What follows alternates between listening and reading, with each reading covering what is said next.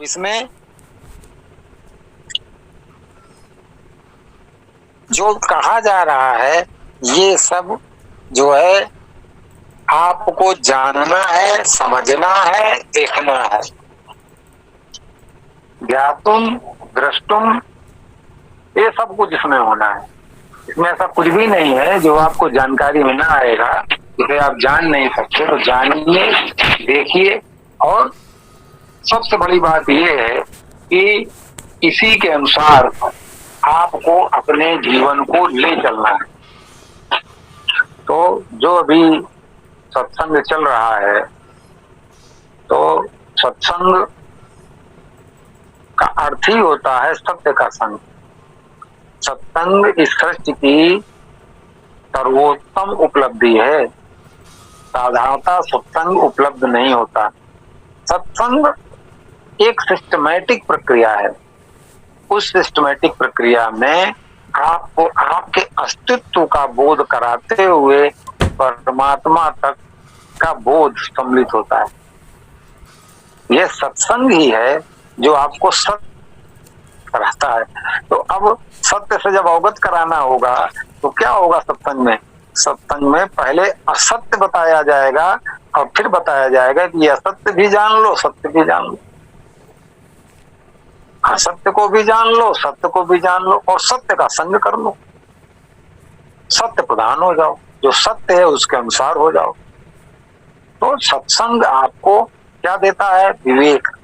सत्संग में रहने पर, सत्संग का नियमित श्रवण करने पर सबसे प्रारंभिक जो इसमें डेवलपमेंट होता है वो होता है विवेक का जागरण। विवेक आपके पास है, लेकिन जितना अधिक संसारिकता में जाएगा जीव, उतना अधिक इसका विवेक सोया हुआ रहेगा। ये मन के अनुसार होता है। संसारिक जब जीव होगा वो मन के अनुसार होगा, विचार के अनुसार होगा। बुद्धि और विवेक वहां गौड़ हो जाएगा। विवेक तो ना के बराबर, बुद्धि भी रहेगी तो भी संसारिक प्रपंच में ही कार्य करेगी। तो सत्संग आपको बताता है ये मानव जीवन क्या है, क्यों है, और इसका कैसे प्रयोग करना चाहिए। यह स्पष्ट तभी हो सकता है जब आपको सत्संग उपलब्ध हो। इसके अलावा ये आपको स्पष्ट हो ही नहीं सकता।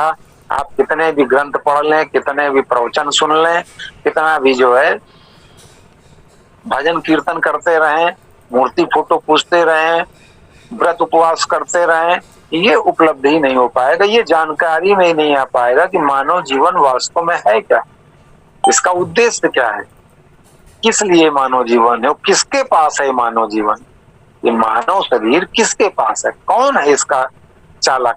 ये उपलब्ध नहीं हो सकता जब तक सत्संग में उपलब्ध हो। और एक बात और ध्यान रखिएगा, सत्संग में अगर रुचि बन रही है तो आप ये समझ लीजिएगा कि आप अपने को समझ लीजिएगा कि आप किस कैटेगरी के हैं। सत्संग में रुचि बन रही है तो ये समझ लीजिए कि कौन सी कैटेगरी के हैं आप। सत्संग में जब अरुचि बने तो समझ लीजिए कौन कैटेगरी के हैं। सत्संग में अरुचि होगी, सत्संग के लिए समय नहीं होगा, सत्संग समय अच्छा नहीं लगेगा, तो निश्चित जानिए कि असुरता हावी है। असुर कोटि के हैं। असुरों को ही सत्संग अच्छा नहीं लगता है, क्योंकि असुर जो है विषय लंपट होते हैं, विषय भोगने में तत्पर होते हैं, वो जुटाना और भोगना इसी में रत रहते हैं। ये असुरों के लक्षण है। और जब सुर का लक्षण आप में होगा तो उस समय आप देखिएगा आपको सत्संग अच्छा लगेगा। आपके पास सत्संग के लिए समय होगा, आपके अंदर व्याकुलता होगी कि कब प्रारंभ हो, कब हमको इसका लाभ मिले, कब हमको सुनने को मिले। जब ये लक्षण आ जाएं तो ये समझिए सुरता हावी है, सुर वाले लक्षण हैं। और ये नहीं है तो असुर वाले लक्षण है। सुर वाले जो लक्षण होंगे उनको सत्संग में रुचि बनेगी, और सुर वाले लक्षण नहीं है तो उनको सत्संग में अरुचि रहेगी, उनको अच्छे नहीं लगेगा। अभी एक नहीं का बड़ा उसके पास धन वैभव है, बड़ा व्यापारी है, उसने क्या कहा उसने कहा कि हमको जो है ये ज्यादा धार्मिक विषयों में हमारी रुचि ही नहीं बनती है, हमको तो अच्छा ही नहीं लगता सुनना। तो इधर से कहा गया कि असुर असुर वर्ग को अच्छा नहीं लगता। हाँ, धन के विषय में उनसे बातें कर लो तो घंटों लगे रहेंगे आपके पास, लेकिन धर्म की बात उनको नहीं जमती, सत्संग उनको नहीं जमता है। तो ये असुर के लक्षण हैं, इनका कुछ नहीं हो सकता। इनके लिए बस वही कहा गया है, जन्मत मरत असाधु को, ये उसी में क्या कहा गया, जीवन मुक्त ब्रह्म पर चरित सुनय तज ध्यान। तो जीवन मुक्त भी हो ना, उसको भी ध्यान को त्याग करके, ध्यान को छोड़ करके सत्संग को सुनना चाहिए। ध्यान जो है, तत्व ज्ञान के बाद दूसरी जो स्थिति है वो अध्यात्म है। अध्यात्म अगर तत्व ज्ञान नहीं है धरती पर, तो अध्यात्म सर्वोपरि होता है। तो अगर वो आध्यात्मिक योगी है और ध्यान में बैठा है, तो उसको भी ध्यान छोड़ करके सत्संग सुनना चाहिए।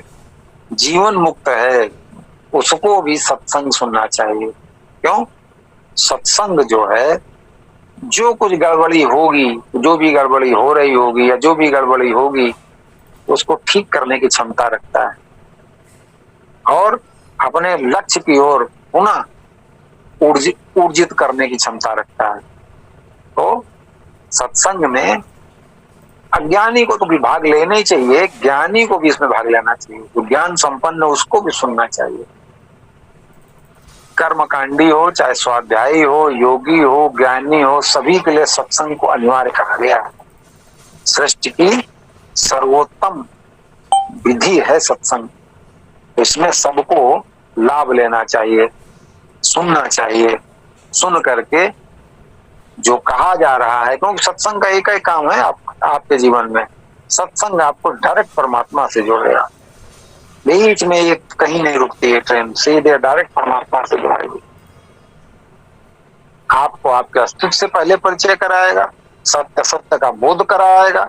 खाली भाषण नहीं देगा, बोध करा देगा। अगर आप इसकी प्रक्रिया से गुजरे हैं, इसका नियमित श्रवण कर रहे हैं, उसका मनन कर रहे हैं और अपनी शंकाओं का समाधान करते चल रहे हैं, तो आप निश्चित जानिए कि आपको आपके अस्तित्व से, ये अस्तित्व से परिचय कराते हुए आपको डायरेक्ट परमात्मा से कनेक्ट कर देगा। अगर आप इसकी प्रक्रियाएं हैं, नियम कानून कायदे हैं, उस पर चलते रहे, तो आपको भगवत में बना देगा, धर्म में बना देगा, सत्य प्रधान बना देगा। इतनी क्षमता है इसमें। हाँ, लेकिन उसके लिए क्या, नियमित श्रवण। इसीलिए आज कहा गया जो 10:05 पे नहीं उपस्थित होते हैं, उन सबों की एंट्री बंद कर दो, क्योंकि मूल विषय आ गया। जो आते जाते रहते हैं, 5-10 मिनट आए, 15 मिनट आए, कभी आए कभी नहीं आए, उनको सबों को निकाल बाहर करो। 5 रहे, 3 रहे, कायदे के रहे। ये भीड़ का विषय थोड़ी है, ये सबके लिए थोड़ी है। ये तो उनके लिए जिनके पास, क्या कहा था, प्रबल जिज्ञासा, अनन्य जिज्ञासा। अरे कोई अनन्य जिज्ञासा वाला हो, उस पात्रता को पूरी कर दे, तो कोई बड़ी बात थोड़ी है कि परमात्मा साक्षात्कार ना हो जाए, परमात्मा जी आमने सामने ना आ जाए। आत्मा तो आएगी आएगी, परमात्मा, इतनी क्षमता होती है सत्संग में। बशर्ते जिज्ञासा अनन्य हो, सरलता हो, पूरा लाभ मिलता है, पूरा। अभी भी ये लाभ मिल सकता है, तो अभी तत्व ज्ञान धरती पर है। तब नहीं होगा, तब तो फिर यही सब योगी अध्यात्म वाले ही प्रबल होते हैं। अब जो इधर से बारंबार कहा जा रहा है कि आपको धर्म और कर्म दोनों को समझ लेना है, धर्म में अपने को रखना है,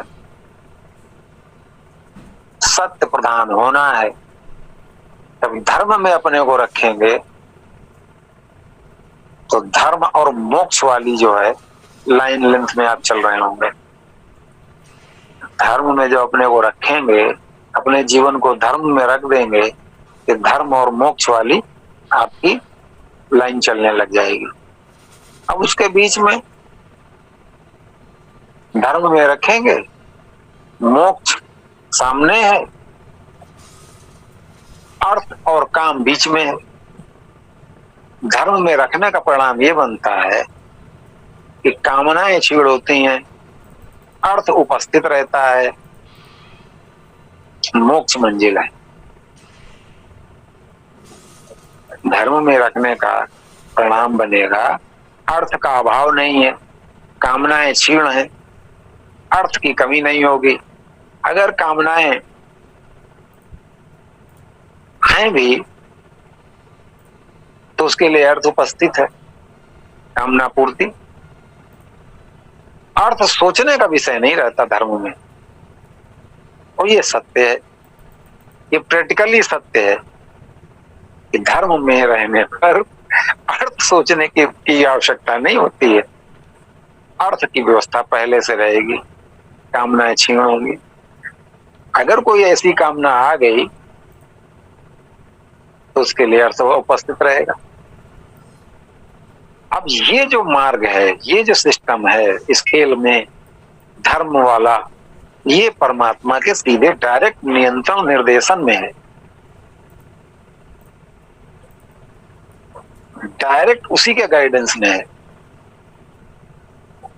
तो आप ऐसे समझिए, संसार में जो साधारण बालक है किसी का, उसको भी जो उसका पिता होता है, माँ होता है, वो उसको अभाव में रहने देना चाहता है, जितना उसका बन सकता है, जो उससे हो सकता है। चाहे उसको किसी से लेना पड़े, देना पड़े, बेचना पड़े, वो अभाव में रहने देता।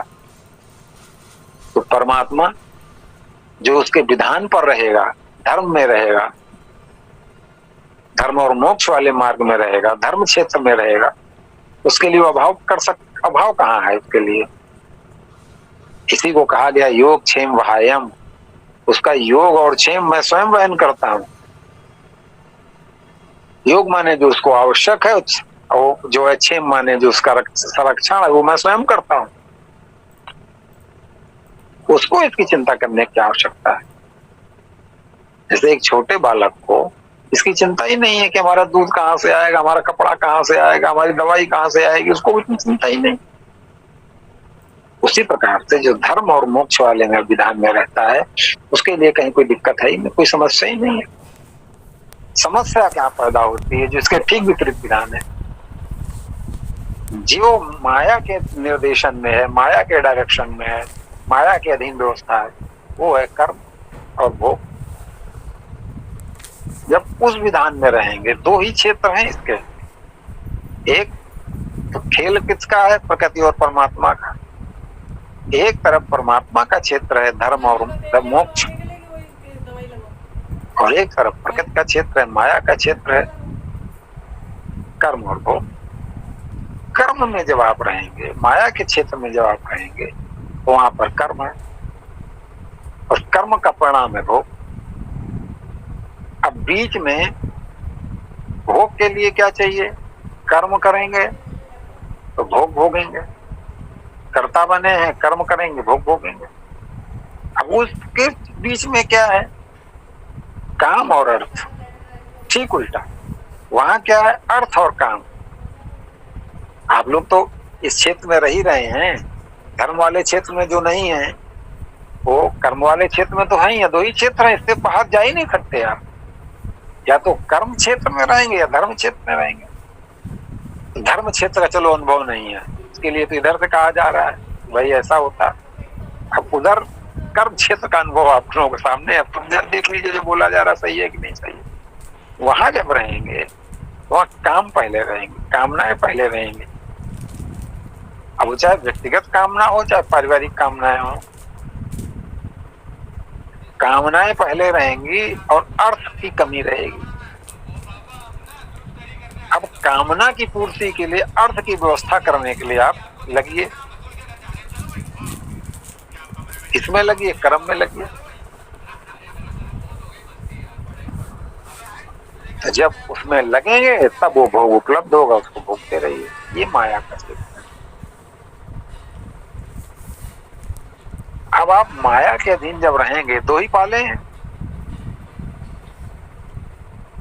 दो ही पाले हैं। एक पाले में ये है और एक पाले में ये है। अब माया वाले पाले में क्या प्रलोभन बहुत है, जगह जगह प्रलोभन दिखाई देगा, कामनाएं दिखाई देंगी। इसीलिए परमात्मा कभी नहीं चाहता कि उसके क्षेत्र वाला माया के क्षेत्र में जाकर के बैठे, क्योंकि उसको मालूम है कि उस क्षेत्र में गया नहीं कि माया इसको धर दबोचेगी। तो कहता भैया उधर मत जाओ, उस क्षेत्र से दूर, इस क्षेत्र में रहे, यहाँ कौन सी कमी है भाई। क्या चाहिए? जीव शरीर में है तो जीव को क्या चाहिए? भोजन, वस्त्र, आवास। तो उनकी कमी धर्म वालों को है ही नहीं, धर्म में रहने वालों को है ही नहीं। फिर साधन कुछ चाहिए, गाड़ी घोड़ा, टेलीफोन और सम्मान चाहिए। तो जो धर्म में है उसके पास इसकी कमी है ही नहीं। आप खुद देख लीजिए, धर्म में जीवन जीता है, उसका संसार में कितना सम्मान है, बशर्ते धर्म में जीता। आडंबर पाखंड में नहीं रहता हो कि 4 कंठी जैसे ही भेजे थे ना, वो पूर्व डीजीपी हैं वो गुप्तेश्वर पांडे, मार मालूम कितना कंठा कुंठी लगाए हैं, मार लंबा टीका लगाए हैं, तिलक, वो तिलक कहाँ लगाए हुए? माथे में लगाए। काहे का प्रतीक है वो? और किस चीज का प्रतीक है? उसी का प्रतीक है जो इसमें बैठेंगे भी, जिसका वर्णन कर रहे हैं अध्यात्म में, जो आत्म जो दिखाई देगी, उसी का प्रतीक लगाए, टीका लंबा चौड़ा, माथ पोते हैं। ऐसा नहीं, इसको धर्म नहीं कहते।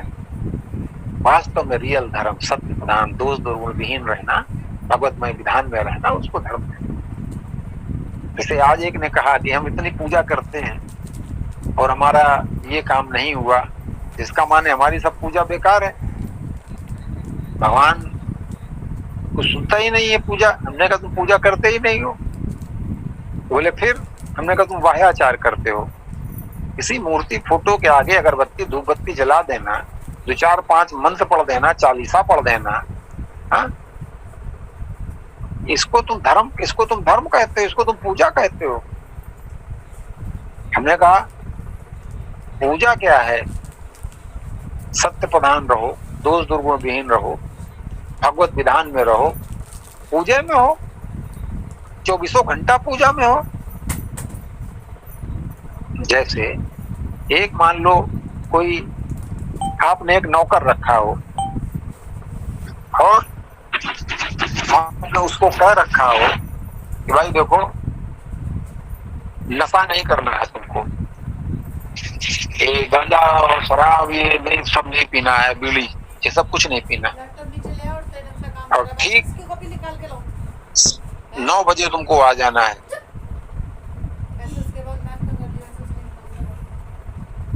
और रात में 9 बजे तुमको चले जाना है, बाकी सब व्यवस्था तुम्हारी यही है। अब वो जब आवे तो गांजे के नशे में चूर हो, 9 बजे की बजाय आवे 11 बजे, रोज कोई ना कोई बहाना बनावे, और भागने की फिराक में पहले ही रहे, 7 बजे हम निकल भागे, और आते ही झट से आपके जो है दंडवत प्रणाम में लग जाए, आपके पैर छुए। अब एक आपके लिए पान लगवाए चले आवे, और दूसरा एक आपका कर्मचारी है जो ठीक 9 बजे क्या हो 8:55 पे आपके पास हाजिर है, और पूरी लगन से आपने जो उसको ड्यूटी सौंप रखी है पूरी लगन से कर रहा है, और ठीक 9 बजे के और 9:10 पे 9:10 के बाद जा रहा है, तो आप किस पर प्रसन्न रहोगे? किसके आप जो है, किसके लिए आपको जो है वे रहेगा, भाव रहेगा कि इसको हम कुछ और कर दें? उसके लिए जो नशे में चूर आते हैं, हमेशा लेट आएंगे, वो एक बहाना बनाएंगे, वो जल्दी भागने के चक्कर में रहेंगे, आपने जो कार्य सौंप रखा आधा अधूरा करेंगे। तो लेने नहीं, वही कि उसी के जो है समय पे आता है, समय पे जाता है, भले वो हमको नमस्ते नहीं कर रहा है, एक ही बार नमस्ते करता है आते समय। अब ये तो आते नमस्ते करेगा, जाते नमस्ते करेगा, जय बार मिलेगा नमस्ते करेगा। किस पर प्रसन्न रहेंगे? बोले उस पर जो हमारे अनुसार चल रहा है। सीधी सी बात है। भागवत मैं जीवन में आप जी रहे हैं, भक्त परमात्मा के विधान के अनुसार चल रहे हैं। अब इससे बड़ी भक्ति पूजा क्या है? अब ना सुलगाइए अगरबत्ती धूप बत्ती, सुलगा दें तो भी ठीक है, नहीं सुलगाए तो भी ठीक है, सब ठीक है, ठीक है। अब आप ड्रामा बनाए हो, कह रहे हैं पूजा कर रहे हैं, भगवान सुनता नहीं है। भगवान माने बेवकूफ आदमी, भगवान माने संसार का कोई चाटुकार। ये आपकी चाटुकारता करेंगे तो खुश हो जाएगा। आप कह देंगे कि ये काम हो जाए तो हम 2 किलो लड्डू चढ़ाएंगे, तो भगवान जी जो है 2 किलो लड्डू में बिक गए आपके। क्या मति भ्रष्टता आपने ठान रखी है जीवन में। बोले हाँ, इस हिसाब से तो हम धर्म पे नहीं है। तो हमने कहा बिल्कुल धर्म पे नहीं हो। अगर जीवन में सत्य है, दोष दुर्गुण विहीन हो। बोले सत्य का प्रयास करते हैं। हमने कहा प्रयास माने कभी कभी हो जाता है, दोष दुर्गुण वो तो नहीं है। कौन सा धर्म कर रहे हो? कौन सा धर्म में तेरा जीवन हो गया? तेरे को परमात्मा का लाभ मिलेगा? कदापि नहीं मिलेगा। तुम परमात्मा को जो है फंसाने की कोशिश कर रहे हो, उसको समझते हो कि भोला है। अब किसी ने अपने लड़के का नाम नारायण रख दिया। अब वो आते जाते उठते बैठते नारायण बुला रहा है। भगवान भोला है, वो जान नहीं रहा कि अपने शरीर वाले लड़के को जो है नारायण नारायण बुला रहा है। वो उसको आप क्या समझते हो? जिसके पास जो है समझ नहीं है भगवान जी के पास, वो ये समझ रहा है कि नारायण सहमी को बुला रहा है। गजब का पाखंड बना रखा है, गजब की अपनी मूर्खता को उस परमात्मा पे भी सौंपना चाहते हो। तो अब ये जो है जीव को करना होता है। जीव को यहाँ पर स्वतंत्रता दी गई है। भैया जीव जी अपना निर्णय कर लें। जिस तरह की पढ़ाई पढ़ेंगे उस प्रकार का परिणाम बनेगा। अब हाथ की सफाई करना सीखेंगे, जेब काटना सीखेंगे तो जेलें मिलनी है। और वही जो है जेब सिलना सीखेंगे, हाथ सिलना सीख जाएंगे तो डॉक्टर हो गए, उसका लाभ अलग मिलेगा। जैसा जैसा जीव रहेगा वैसा उसको लाभ मिलेगा। मूलतः क्या था कि जीव को अपने जीवन को भगवतमय रखना था और इस द्वैत खेल को देखना था और इस खेल का आनंद लेना था। अब जैसे ये धर्म विरुद्ध हो गया, धर्म के प्रतिकूल चलने लगा, भगवतमय विधान से हटा, वैसे इनकी दुर्गति शुरू हो गई। अब 2 ही तो चीजें हैं जानकारी में। क्या कहा था? एक लौकिक, एक पारलौकिक। लौकिक ये जो दिख रहा है शरीर संसार, ये लौकिक जीवन है। पारलौकिक जीव आत्मा परमात्मा का जीवन पारलौकिक। पारलौकिक जीवन में रहेंगे तो उसका लाभ मिलेगा पारलौकिकता का। लौकिक जीवन में रहेंगे तो लौकिक वाला लाभ मिलेगा। क्या लाभ मिलेगा? विषय भोग भोगने को मिलेगा एक समय तक। एक सज्जन को डॉक्टरों ने क्या कह दिया? खूब खाए पिए, खूब बोल दिया सब बंद कर दो, तुम्हारा जो है बढ़ गया है वो कोलेस्ट्रॉल। ज्यादा जो है दूध घी खाना बंद करो, तली भुनी चीजें खाना बंद करो और पूर्ण पाबंदी पे रहो। एक नियत समय तक उसको भोग पाओगे, हमेशा के लिए थोड़ी।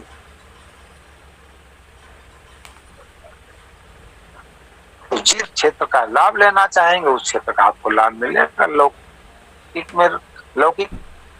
में लाभ लेना चाहेंगे तो बढ़िए, पारलौकिक में लाभ लेना चाहेंगे तो पारलौकिक क्यों बढ़िए। इसकी स्वतंत्रता है। 2 ही तो चीजें, एक विद्या एक अविद्या।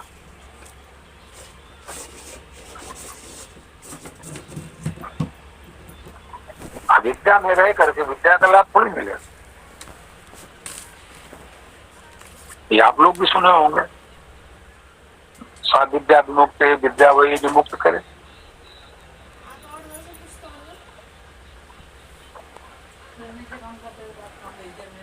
तो मुक्त विद्या करेगी तो विद्या माने क्या? यही जानकारी जो आप वास्तव में है, आपको अपने अस्तित्व की जानकारी, पारलौकिकता में रहन सहन, यही विद्या का लाभ है।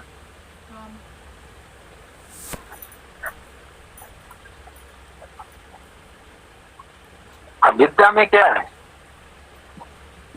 विद्या में क्या है? एक विषय बताया था, यम नियम।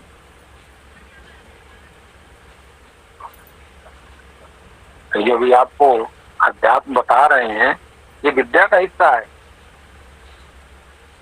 तो जो स्वाध्याय आपको बताया गया, ये विद्या का हिस्सा है। इससे स्व की जानकारी आपको मिल रही है, स्व का बोध हो रहा है। तो इसमें क्या बताया गया था? यम नियम। यम माने क्या? सत्य, अहिंसा, आस्तेय, ब्रह्मचर्य, अपरिग्रह। सत्य में रहना, सत्य प्रधान जीवन में रहना, अहिंसा, हिंसा हिंसा न करना, अनावश्यक हिंसा से बचना, आस्तेय, चोरी न करना, ब्रह्मचर्य, ब्रह्म जैसी चर्या में रहना, अपरिग्रह, धन संग्रह न करना। जो है ठीक है।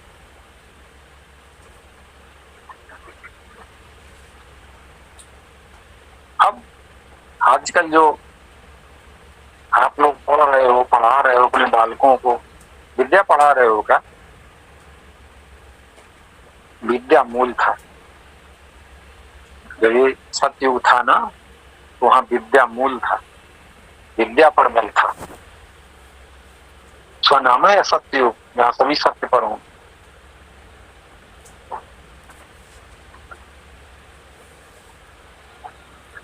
जब ये सत्य वाला जीवन था ना, यम वाला जीवन था, हस्ते वाला जीवन था,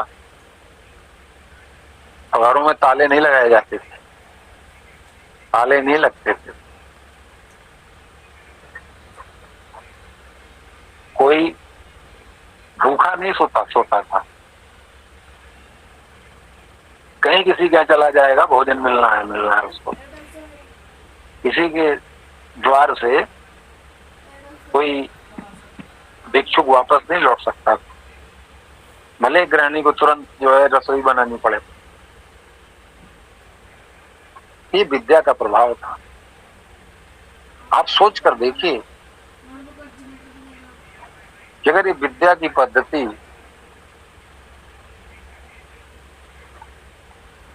एक गांव में भी लागू हो जाए,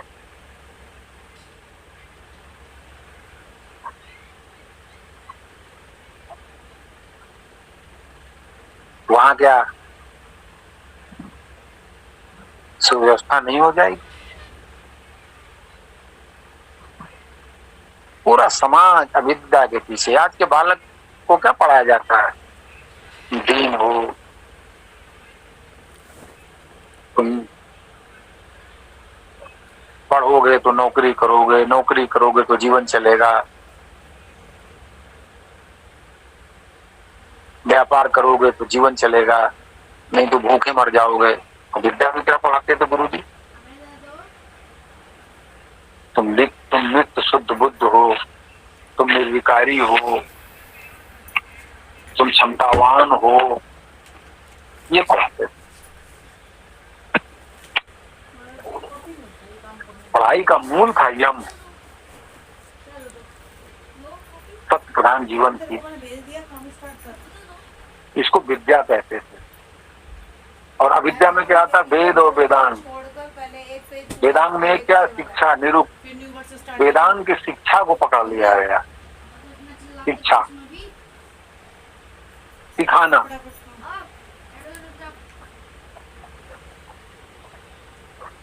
विद्या के स्थान पर क्या हो गई? शिक्षा। शिक्षा का परिणाम आप देख रहे हैं। भिखारी कंगालों का सा जीवन है, जो जहां है वहां कमी महसूस कर रहा है। घूस भ्रष्टाचार चरम पर है। नौकरी पेशा में है तो भ्रष्ट आचरण में लिप्त है, व्यापार में है तो भी भ्रष्ट आचरण से नहीं बाज आ रहे।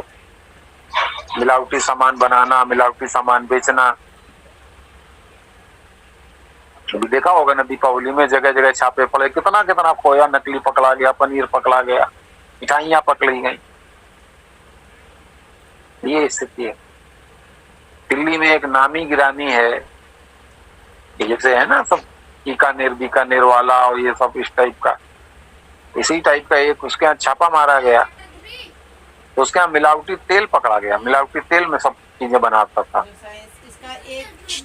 और अरबपति है, अरबपति, मतलब उसकी चेन यहाँ से लेके दक्षिण भारत तक, उसके रेस्टोरेंट। अब आप समझ लीजिए, अरबपति होने के बावजूद भी वो मिलावटी तेल में खाना पकवा रहे हैं, मिलावटी सामग्री का प्रयोग कर रहे हैं अपने यहाँ। क्यों? जीवन में सत्य नहीं है, हंसते नहीं है जीवन में, और इकट्ठा करने की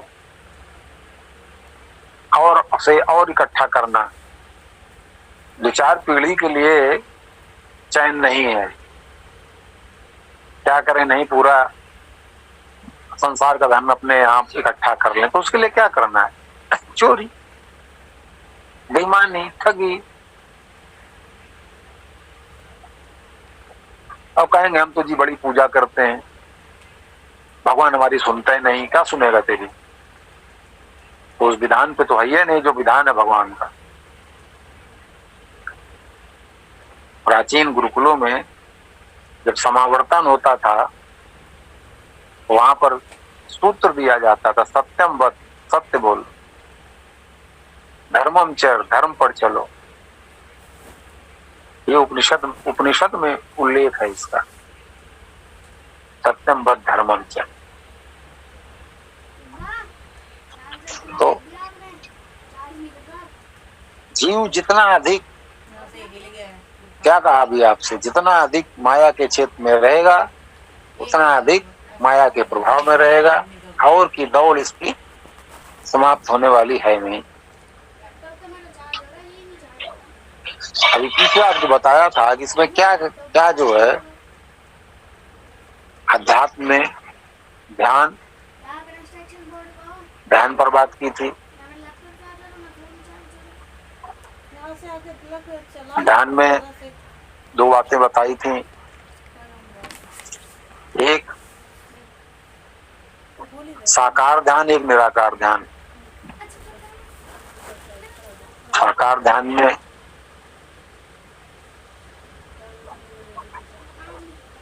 किसी साकार रूप का ध्यान करेगा और निराकार में ज्योति का ध्यान करेगा। इसमें बीच में एक त्राटक भी बताया था। अब जितनी भी क्रियाएं हैं अध्यात्म में, ये समस्त क्रियाएं शारीरिक है और शरीर के अंदर की जाती हैं। पीछे बताया था कि प्रत्याहार में ही इंद्रियों का बहिर्मुखी होना रोक दिया जाता है। इंद्रियों का बहिर्मुखी होना रोक दिया जाता है। प्रत्याहार तत्वज्ञान में भी है, आपने गौर किया होगा। तत्वज्ञान में भी प्रत्याहार है। जो भी स्वाध्याय का एक अभ्यास करवाया था उसमें भी प्रत्याहार ही था। इस पर कहा गया था कि आती जाती श्वास को खाली देखना है, श्वास आ रही है, जा रही है, तो वहां भी प्रत्याहार है। इसके भी एक अभ्यास इसका और है। लेकिन तत्वज्ञान में ये प्रत्याहार सहज है, ये सहज प्रक्रिया का एक हिस्सा होता है, और यहाँ पर ये क्रिया होती है। तो ये जो आत्मिक, इसी को साधना बोलते हैं। इसी को साधना बोलते हैं, क्योंकि इसमें बहुत विविध चीजों को साधना होता है, माने सिस्टम में लाना होता है।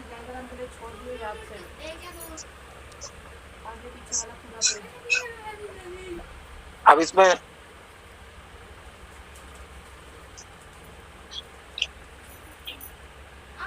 और आगे योगीगण क्या करेंगे, साधक के साथ आसन में बैठो। आसन माने पैर मोड़कर बैठो। अब पैर मोड़कर बैठ गए तो न संसार में चलोगे, न संसार में भ्रमण करोगे, न संसार में फंसोगे, न कहीं जाओ आओगे, न कहीं फंसोगे। मुद्रा हाथ जोड़ना, मुद्रा में रहना, न हाथ फ्री होगा न इधर उधर कुछ करेगा। ध्यान आज्ञा चक्र पर केंद्रित कर देना, आज्ञा चक्र पर केंद्रण। अब ध्यान में रहो। ध्यान में क्या होगा, अब इसी पर आ रहे हैं। अनाथ कान मूंद लेना। कान मूंद लोगे न बाहर का कुछ सुनोगे, भीतर का सुनोगे। क्या सुनोगे, वही जो गर्भावस्था में जीव सुन रहा था, अनाथ। खेचरी मुद्रा, जीव को उल्टा कर देना, कंठ मूल में तक ले जाना। क्या हो जाएगा, न जीव बाहर न कुछ ग्रहण, और अजपा जप, श्वास प्रश्वास पर केंद्रण। अजपा जप। अब ज्यादातर इसमें जो उल्टी क्रिया कराते हैं सोहम वाली, वो सोहम का जप कराने लगते हैं, और सोहम को ही ये परमात्मा का नाम कहते हैं। इसी को नूर भी कहा गया है, इसी को ज्योति को नूर भी कहा गया है, और पाक नाम कहा गया है। नाम पाक नाम, डिवाइन लाइट भी इसी को कहते हैं। अब यहाँ पे क्या है,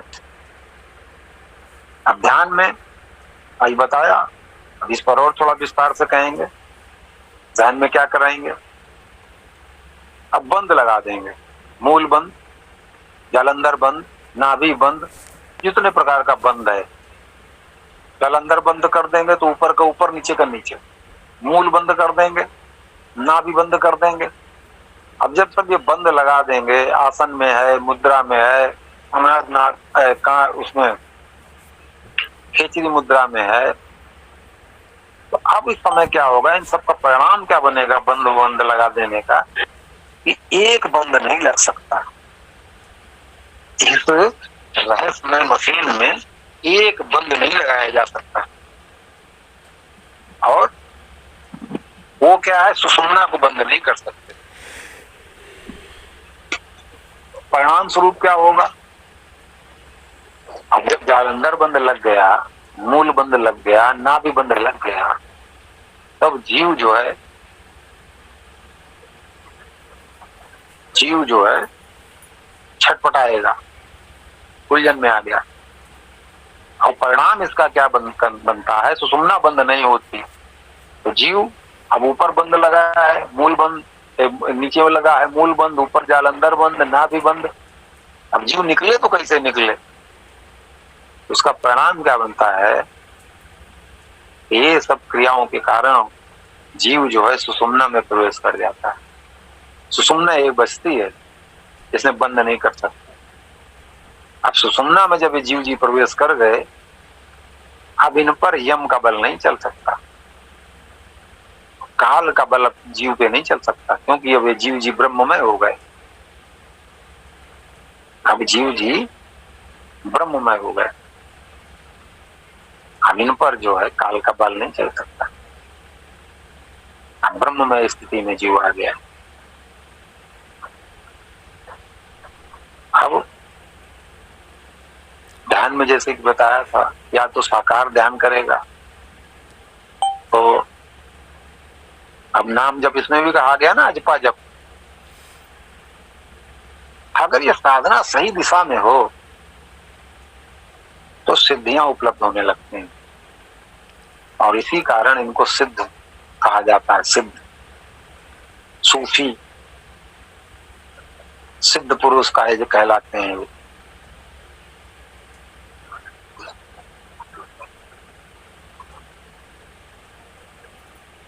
अब यहाँ पे जो अजपा जप है, जैसे यहाँ पे सोहम है, तो जो नाम वाले हैं ना, जैसे आप सुनते हो राधा नाथा जपो, राम राम जपो, कृष्ण कृष्ण जपो, ओम ओम जपो, ये इसी प्रक्रिया को यहाँ से ले लेते हैं। अजपा जप की इस प्रक्रिया को यहाँ पे ले लेते हैं। और जो ध्यान है, साकार ध्यान, अब क्या कहेंगे, पीछे बताया भी था राम जी को, क्या नाम उसका, विवेकानंद का, रामकृष्ण परमहंस, रामकृष्ण का ये कहना था कि हमको जो है काली का दर्शन होता है। तो अब वो साकार ध्यान है, काली की मूर्ति है त्राटक की स्थिति में, अब उसको निरंतर देखता जाएगा, देखता जाएगा, देखता जाएगा ये, और उधर ये जप चल रहा है, जो भी नाम है उसका जप चल रहा है, उसका परिणाम क्या बनेगा, देखते देखते देखते देखते उसकी आंख बंद हो गई। आंख बंद होने के बाद भी जो त्राटक कर रहा था वो जो है उसकी छवि अंदर आ गई, आंख बंद होने पर। अब वो उसी को कह रहा है कि हमको काली का दर्शन हो रहा, कौन कहेगा हनुमान का हो रहा, कौन कहेगा राम का हो रहा, कौन कहेगा कृष्ण का हो रहा है।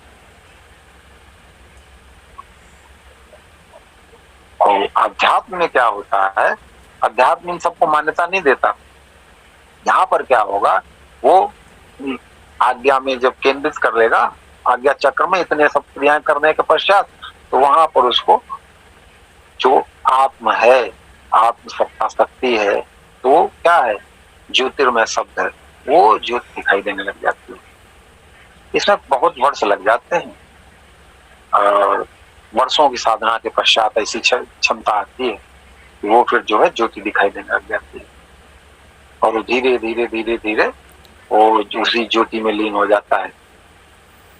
ये जीव की आत्मा से मिलन की प्रक्रिया होती है।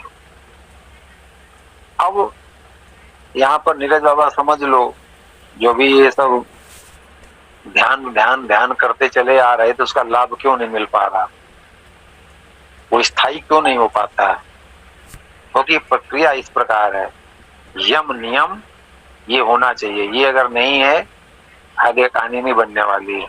यम नियम, आसन, आसन का तो उतना महत्व नहीं है जितना यम नियम का है, और प्राणायाम, प्राण का आयाम, और उसके बाद प्रत्याहार, सबसे महत्वपूर्ण हो जाता है प्रत्याहार। प्रत्याहार नहीं होगा तो ध्यान नहीं होगा, ध्यान सिद्ध नहीं होगा।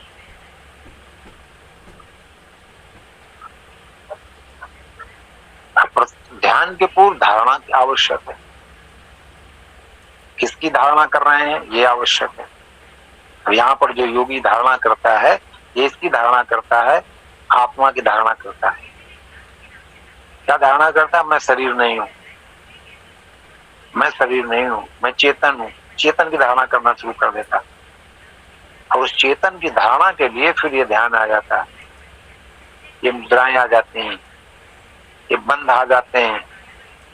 इसीलिए कहा गया कि इसको इसी सक्षम गुरु के निर्देशन में करना चाहिए। ये जो बीच में चोरी कर लिए अष्टांग योग का ध्यान ध्यान सब, और ये जपा जप, इसका कोई लाभ नहीं बनता। क्यों?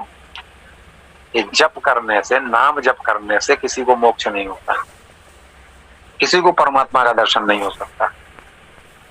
हाँ, जितने समय तक ये जप करता रहेगा उतने समय तक इसका जो है विचार चिंतन संसार से हट करके जप में लगा रहेगा, उतने समय तक इसको आनंद आएगा, आनंद में रहेगा। और जैसे ही उठा संसार के प्रपंच पे गया, फिर वही सब कचरा पचरा में फंस गया, क्योंकि सिस्टम से नहीं गया। अध्यात्म सिस्टमेटिक है, क्रिया मूलक है ना, तो सिस्टम से है। सिस्टम से जाएगा तब इसका लाभ मिलेगा, सिस्टम से नहीं जाएगा इसका लाभ नहीं ले पाएगा। अब थोड़ा बहुत आनंद की अनुभूति हो जाए एक अलग बात है, कहने को हो जाए कि हम भी ध्यानी हैं, हम भी ध्यान करते हैं, लेकिन स्थायी लाभ नहीं मिलेगा। जो स्थायी लाभ है इसका समाधि का। अब ये ध्यान जब बता दिया, एक हो गया निराकार का, एक हो गया साकार का, एक हो गया निराकार का, एक हो गया त्रटक। अब यही ध्यान जब परिपक्व हो जाता है तो समाधि हो जाती है। अब समाधि की स्थिति में ये जो है ध्यानावस्था लंबी हो जाती है, स्थायी आ जाती है। जब जहां बैठ जाएगा बस ध्यान में वो हो गया, समाधि में आ गया। समाधि में भी दो होता है, एक सविकल्प एक निर्विकल्प।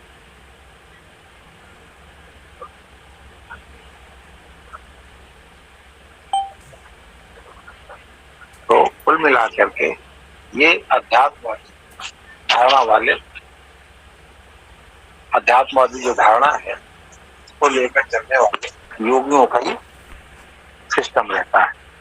इसकी एक ही मात्र उपलब्धि है, आत्मा आत्मा का आत्मा जीव का आत्मामय हो जाना साधना की प्रक्रिया के माध्यम से आत्मामय हो जाना।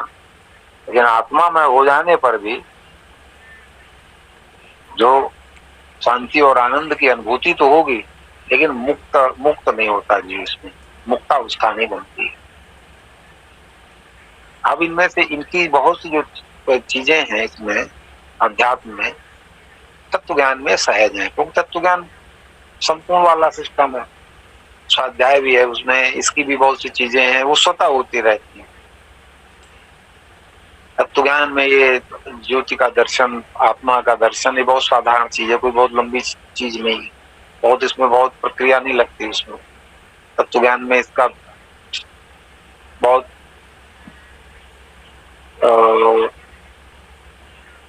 तेज तीव्र गति से इसका लाभ मिलता है।